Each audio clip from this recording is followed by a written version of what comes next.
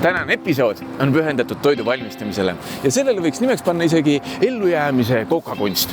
Koos tippkokk Ants Uustaluga valmistame tanklapoest ostetud toorainist kahekäigulise lõunasöögi, mille kõrvale võib võtta isegi pokaali veini. Seega Autominuti kokanduseri alustab. Autominutid toob teieni Alexela.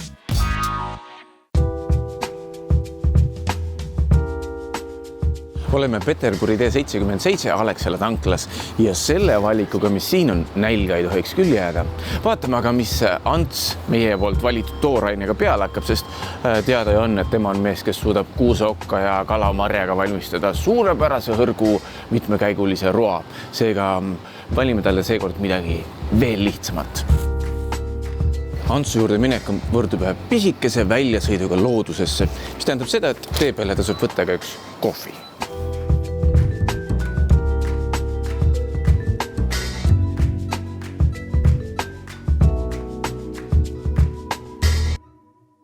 Tere, Ants! Tere! Rõõm jälle kohtuda. Sel korral on meie kohtumine võib-olla natukene töisem ja natukene fantaasia rohkem kui eelmisel korral. Nii. Sest et tead, praegusel ajal inimesed väga palju veedavad aega köögis. Ja, tõsi. Põhjusel. Just. Ja üsna palju on kokku ostetud erinevat toidukraami. No muidugi ma pean ütlema, et ma pole kunagi teinud valmistoidust valmistoitu. Koka siin teha tegelikult toorainest head toitu. Aga ma saan aru, et siin on kõik valmistoit või ma vaatan? No vaata, see on sul väike üllatus, komplekteeri kokku ja ütle, mitu käiku sa meile pakkuda saad. Asi on väga lihtne. Kõik, mis on magus, läheb magustoitu, siis on midagi kerget, läheb eelroaks ja ülejäänud läheb siis pearoaks. Kuna meil on kevad, meil on naati, oled näinud naati, väikest naati, sellist mõnusat. Juba tõesti on nina välja torga. Seda on natuke vähe, aga nii kaua kui mina toimetan nende asjadega siin köögis, äkki lähed õues korjad naati mulle juurde? Võin korjata, kui sa mulle suuna kätte annad. Piisas vaid mõnest minutist, kui Antsul tekkis visioon ja 3 rooga hakkasid kiirelt valmima. Eelroa koostisosi oli ainult 4. Esmalt tuli tükeldada krabipulgad, lõigata sprotid väiksemaks ning segada 2 komponenti omavahel kokku. Maitsestamiseks kasutas Ants vaid soola, sest sprottide enda õli on väga maitserikas. Viimase lihvi andis eelroale värske naat ja ekstra kogus õli. Pearoog tundus eriti põnev. Alexelast kaasa toodud õllesigarid muutusid söödavateks grillimisvarrasteks. Väikesed porgandid tuli koorida ja panna keema koos soodavee, soola ja võiga. Meile suureks üllatuseks valmis pearoa kaste komponendist, mille peale tuleksid vaid vähesed. Iseenesest on see borsisupi kaste päris mõistlik, sest siin on natukene tomatit sees ja igasugune sardell on tomatiga väga hea sõber.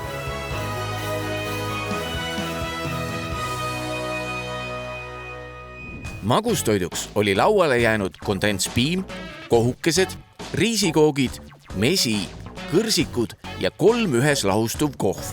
Kohukeste glasuur tuli eemaldada ja panna potis koos mee ja lahustuva kohviga kuumenema. Riisikoogid said peale kohukeste ja kondentspiima seguse katte ning kõrsikupuruga paneeritud küljed.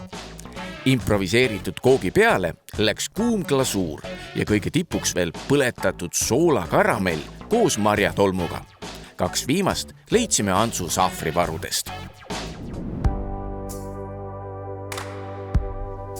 Nagu näete, kõik on võimalik. Minu jaoks oli kõige suurem üllatus eelroog, väga hea selline suitsune sproti maitse oli. Pearoog, tõeline poissmehe unistus. Maitse poolest suurepärane. Ma ei ole ise varem selle peal tundnud, et Boršis saaks teha sellist head püreekastet. Ja muidugi dessert. Siin on väga palju erinevaid maitseid, mis mängivad. Nii et iga suutäis on selles desserdi puhul avastamist rohkem. Minu arust on suurepärane valik ja ideid on isegi tanklakaupluses. Oi kui palju. Selline oligi Autominutite kokanduse erisaade. Nagu näete, ei ole midagi keerulist, tuleb lihtsalt loov olla ja kui teil on mahti, minge vaadake aias ringi. Äkki leiate ka sealt natukene naati, millega toidulauda rikastada. Aitäh sulle, Ants! Palun! Ja sellega me siinkohal lõpetame. Ilusat nädalat! autominutid toob teieni Alexela.